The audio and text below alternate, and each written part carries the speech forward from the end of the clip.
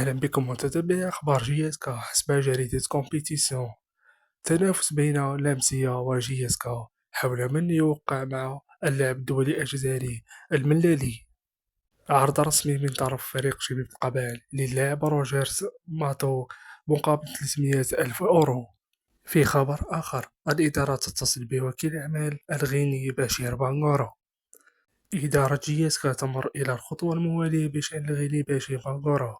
يبدو أن إدارة شبيب القبائل اقتنعت بالمهاجم الغيني بانغورو، حيث كشفت بعض المصادر القريبة من إدارة النادي أن جياسكا قررت المرور إلى الخطوة الموالية بشأن الصفقة، ومن المنتظر أن تتصل في الساعات المقبلة بوكيل أعمال اللاعب من أجل الحديث عن إمكانية جلبه إلى شبيب القبائل، خصوصا مع المشاكل الهجومية التي يعاني منها النادي، وكذلك نقص النجاعة التي ظهر بها بحيوص في كأس الفريقين المحليين، والتي أقصي منها منتخب وطني الجزائري في ربع النهائي أمام منتخب السودان. لا تنسوا لايك وتعليق.